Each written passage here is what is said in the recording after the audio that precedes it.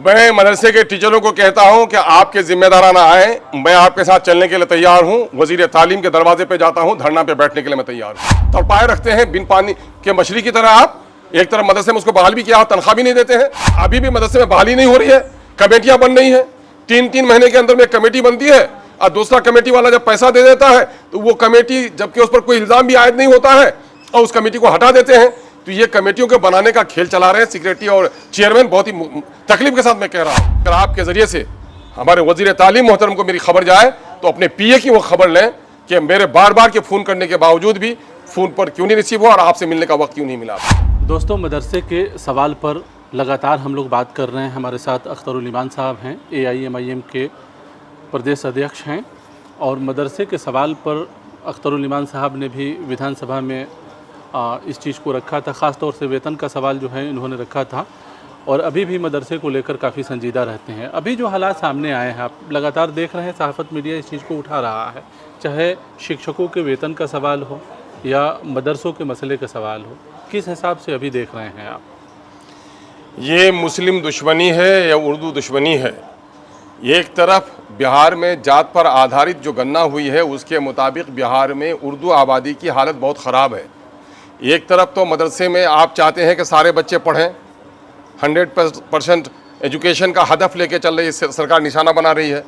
Target 100% को तालीम देने का है, और मदरसे में टीचर बहाल नहीं हुए हैं। मदरसे में तकरीबन 1/3 टीचरों की जगह खाली पड़ी है, बल्कि आधी कही है आप उसको। आज तक बंद होने के कारण मदरसे बंद हो, कई मदरसे बंद भी हुए हैं। तो आप टीचर बहाल नहीं कर रहे हैं, जो टीचर है उसकी तनख्वाह रुकवा ली है आपने। स्कूल के मदरसा के इंफ्रास्ट्रक्चर को आप कुछ भी नहीं दे रहे हैं। स्कूल में दोपहर का भोजन भी दे रहे हैं, कपड़े भी दे रहे हैं, साइकिल भी दे रहे हैं, मदरसे वो भी नहीं दे रहे हैं। गाय को आपने चारा कुछ भी नहीं दिया और दूध कम होने का शिकवा कर रहे हैं। ये कहीं ना कहीं से मदरसे के साथ दुश्मनी है। और मैं समझता हूँ, मैं वजीर आला मोहतरम से भी गुजारिश किया जनाब सम्राट चौधरी साहब से कि इसको यूपी मॉडल पर मत ले जाने दीजिए। कुछ लोग हैं कि इसको यूपी मॉडल पर लाना चाहते हैं, तो भाई साफ साफ कर लेना, मदरसे में ताला लगा दें। मदरसे के टीचरों को आप तनख्वाह नहीं दे रहे हैं जांच के नाम पर। स्कूलों में भी तो बहुत सारी गड़बड़ियां हैं। हजारों टीचरों का फर्जी आपका निकला है अभी सर्टिफिकेट। क्यों नहीं स्कूल की तनख्वाह आपने बंद की? मदरसे का तनख्वाह, गरीब की बीवी सबकी भाभी बन गई है, आप तनख्वाह नहीं दे रहे हैं उनको। तो मदरसे के साथ भाई ये जुल्म और नाइंसाफी कर रहे हैं। और एक लंबे अरसे तक जदयू के लोग ही बैठते हैं वहां पर चेयरमैन बन करके। अभी भी मदरसे में बहाली नहीं हो रही है, कमेटियां बन रही हैं। 3-3 महीने के अंदर में कमेटी बनती है और दूसरा कमेटी वाला जब पैसा दे देता है तो वो कमेटी, जबकि उस पर कोई इल्जाम भी आयद नहीं होता है, और उस कमेटी को हटा देते हैं। तो ये कमेटियों के बनाने का खेल चला रहे हैं सेक्रेटरी और चेयरमैन। बहुत ही तकलीफ के साथ मैं कह रहा हूँ, चूंकि मैंने खतूत दिए इनको कि साहब आपने मदरसा नंबर फला में आपने इस तरह के का मामला किया है, फ़ौरन देखिए। ये लोग देखते नहीं हैं। इसके माने ये है कि सैया भैया कोतवाल अब डर का है का, चूंकि सरकार उनकी अपनी है तो चाहे जो कुछ करें। मैं समझता हूं कि अगर मदरसा बोर्ड में यही हंस रहा तो जो कुछ तो वजीर तालीम बर्बाद करना ही चाह रहे हैं, लेकिन मदरसा को बर्बाद करने में उनका चेयरमैन और सेक्रेटरी का दखल सबसे ज़्यादा होगा। यानी मदरसा बोर्ड जो है, जो आप कह रहे हैं कि वो कमेटियों के झगड़ों में उलझा हुआ है, बाकी कामों को कमेटी का जब उलझा हुआ नहीं है, कमेटियों के झगड़े का उनका कारोबार है, उलझाव नहीं है उनका। उलझाव तो ये होता है कि आदमी उसको सुलझाना चाहता हो। ये कारोबार कर रहे हैं। आपने कमेटी बना ली है, अच्छा। और मदरसे में कमेटी में क्या होते हैं? परवाज है दोनों की गर्चे एक ही फजा में, करगस का जहां और है शाही का जहां और।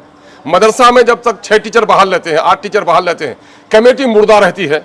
जब मदरसे में बहाली की नौबत आती है तो गिद्ध की तरह मुर्दा जानवर को जिस तरह तलाश करता है ये सेक्रेटरी सदर, वो उसी की बहाली के लिए कि बहाली होगी। और करता क्या है कि 2-3 कैंडिडेट से लोग 5-5, 15-15 लाख पर बात करता है, और 5 लाख ले लिया तो 15 लाख की आमदनी हो गई। 2 टीचर बहाल हो रहा है तो 10 लाख की आमदनी हो गई। वो 10 लाख से बोर्ड को भी खरीदता है, गाँव में लोगों को भी खरीदता है, और बदनवान किस्म के लोग सेक्रेटरी सदर बन रहे हैं। ये हमारे इमारत शरिया का, हमारे इदारे शरिया का, हमारी मजहबी तंजीमों का, हमारे मजहबी खतीबों का सबसे अवलीन फरीजा है कि जो रेपिस्ट है आप उसको बुरा कहते हैं, यकीनन बुरा है। जो शराब पीता है बुरा है, लेकिन हमारी दीनी दरगाहों को जो बर्बाद कर रहा है ये सबसे बड़े बुरे लोग हैं। और इसके खिलाफ हमारी मिली तंजीमें, हमारी मिली शख्सियतें, हमारी समाजी इस्लाह के काम करने वाले न जाने क्यों चुप्पी बंद करके रखे हैं। मैंने सैकड़ों जलसे में शामिल होकर देखा है। समाजी बुराइयों की तरफ तो बोलते हैं लोग, बारात की लानतों पर बोलते हैं, जहेज की लानतों पर बोलते हैं, लेकिन मदरसा की खयानत और बेईमानी पर अल्लाह गरीक़ रहमत करे, हजरत काजी मुजाहिदुल इस्लाम कासमी साहब नवर अल्लाह मरकदहू ने एक मरतबा बहादुरगंज में इनकी सरजनिश की थी। तो बहुत इन लोगों की परेशानियां थी। लेकिन आज मदरसे को बर्बाद कर रखा है। कौन लोग हैं बर्बाद करने वाले लोग? ये बर्बाद करने वाले लोग, मदरसे को बर्बाद करने वाले लोग कोई राम प्रसाद नहीं है, कोई बिमल कुमार नहीं है। इसको बर्बाद करने वाले चाहे मज़ाहिरी हैं, चाहे कासिमी हैं, चाहे नदवी हैं, चाहे रिजवी हैं, मदरसे के आला, हिंदुस्तान के आला मदरसों से तालीम याफ्ता, सनद याफ्ता, चूँकि मदरसे का जो हेड मौलवी होता है वो किसी मदरसे का फारिग फाजिल होता है और वो बर्बाद कर रहे हैं। और अगर मदरसे का सदर मुदर्रिस चाहेगा कि किसी नालायक की बहाली नहीं हो तो सिक्योरिटी के अब्बा की मौत हो जाएगी, लेकिन बहाली नहीं हो पाएगी। लेकिन सब लोग शामिल हो जाते हैं। ऐसे नाअहल लोगों को उलमाए हक की यकीनन है कदम कर वो करनी चाहिए। मैं बदनाम हूँ इस मामले में। मैं अल्लाह का शुक्र है पढ़ा लिखा आदमी हूँ। मैं आलिम को सिर्फ आलिम के हिस्से से नहीं जानता हूँ, उलमाए हक और उलमाए सू की इस्तिलाह भी मैं जानता हूँ। उलमाए हक की जूतियाँ सीधी करना आज भी मैं समझता हूँ मेरे लिए फ़ख्र की बात है ना, और आज भी मैं उनकी कदर करता हूँ। उनकी जूतियों को सीधे करना अपने नेक फाल समझता हूँ। लेकिन ये जो उलमाए सू हैं, जिन लोगों ने मदरसे में रिश्वत की बुनियाद पर एक्सपर्ट बनकर बहाल कर दी, जिन बेईमानों ने मदरसे को तबाह कर दिया है, इनके खिलाफ जब तक कौम नहीं उठेगी इस कौम को तबाही बर्बादी से कोई नहीं बचा सकता। तो आप पहले भी आपने कहा था, हालांकि आप सवाल भी उठाए हैं विधानसभा में वेतन के को लेकर, शिक्षकों के वेतन के मसले पर आपने सवाल रखा था, और मदरसों के जो तमाम मसले हैं, ख़ास तौर से जो शिक्षक बहाली का जो मसला है कि मदरसा बंद होने के कगार पर खड़ा है, उस सवाल पर भी आप मुलाकात करने वाले थे। आज 3 दिन से मैं यहाँ बैठा हुआ हूँ, लगातार मेरे फ़ोन को देख लीजिए। 3 दिन से वजीर तालीम से मुलाकात के लिए उनके पीओ को फ़ोन कर रहा हूँ और फ़ोन नहीं उठ रहा है। ये अफसोस की बात है।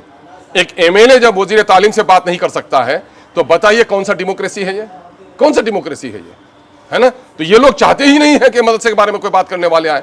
शायद उनको खटक रहा होगा कि अख्तरुल ईमान आएगा तो मदरसे की बात करेगा, माइनॉरिटी की बात करेगा, है ना? तो ये लोग नहीं चाहते हैं कि हमारी मुलाकात हो। लेकिन हम समझते हैं कि अगर आपके ज़रिए से हमारे वजीर तालीम मोहतरम को मेरी खबर जाए तो अपने पीए की वो खबर लें कि मेरे बार बार के फ़ोन करने के बावजूद भी फ़ोन पर क्यों नहीं रिसीव हुआ और आपसे मिलने का वक्त क्यों नहीं मिला अब तक हमको। तो मुलाकात का मकसद ये मदरसे का मसाइल है। मदरसे के टीचर हजरात आए थे, बेचारे मजलूम असातिज़ा की एक टीम है। मैं सारे लोगों को गलत नहीं कह सकता। मदरसे में आज भी असातिज़ा की एक ऐसी टीम है, ऐसे साले लोगों की टीम है कि आज भी वो बेचारे अपना फटा कपड़ा पहन करके भी अपने बच्चों को पढ़ा रहे हैं। ऐसे लोगों की भी एक जमात मौजूद है। एक आखिरी सवाल कि फिर जो चूँकि कई सारे इल्ज़ामात जो है आपने भी लगाए हैं, लोग भी लगा रहे हैं, और मदरसे में टीचर की बहाली नहीं हो रही है, जो टीचर्स मौजूद हैं उन्हें वेतन नहीं मिल रहा है, 7-7 महीने की ताख़ीर कोई छोटी ताख़ीर नहीं है, हालांकि अभी तक मिला नहीं है, कब मिलेगा ये तो बाद की बात है। सवाल है कि इस मसले पर अब आगे बढ़ने की ज़रूरत है। एजुकेशन इंस्टीट्यूशन है ना, एजुकेशन इंस्टीट्यूशन को बचाना तो सबकी जिम्मेदारी है। मैं मदरसे के टीचरों को कहता हूं कि आपके जिम्मेदाराना आए, मैं आपके साथ चलने के लिए तैयार हूं। वजीर तालीम के दरवाजे पे जाता हूं, धरना पे बैठने के लिए मैं तैयार हूं। ये मदरसे को तबाह बर्बाद करना चाहते हैं, ये ऐलान कर दें वजीर तालीम को अगर मदरसे से दिक्कत है तो वो मदरसों को बंद करने का ऐलान कर दें। न रहे बांस न बजे बांसुरी, लोग मजदूरी करेंगे, जो काम करेंगे। लेकिन आप तड़पाए रखते हैं बिन पानी के मछली की तरह। आप एक तरफ मदरसे में उसको बहाल भी किया, तनख्वाह भी नहीं देते हैं। ये सारे गरीब लोग हैं। मौलवी आलिम कौन बनता है? कोई अमीर का बच्चा बनता है कि अमीर का बच्चा डॉक्टर इंजीनियर बनता है? गरीबों के बच्चे होते हैं जिनकी ज़मीन जायदाद नहीं होती है। उसमें से कुछ बेईमान मालदार किस्म के लोग हैं जो सिक्योरिटी सदर अपने बेटों को बहाल किया है, लेकिन बेशतर गरीब बैकग्राउंड के लोग हैं। तो इसलिए ये करने के लिए तैयार हूँ। मदरसे के जिम्मेदारों से हमारी बात हुई है, अगर नहीं देंगे टाइम तो हम लोग जाकर धरना में बैठेंगे इसके लिए। बहुत शुक्रिया हमसे बात करने का। तो आपने देखा, ये थे अख्तरुल ईमान साहब, AIMIM के प्रदेश अध्यक्ष, जिनका कहना है कि अगर शिक्षा मंत्री मिलने का वक्त नहीं देते हैं और मदरसों के मसले को हल नहीं करते हैं तो फिर से मदरसों के सवाल पर धरना शुरू होगा पटना में, जिसमें AIMIM भी शामिल रहेगी। बहरहाल इस प्रोग्राम में इतना ही। हमें दीजिए इजाज़त। शुक्रिया।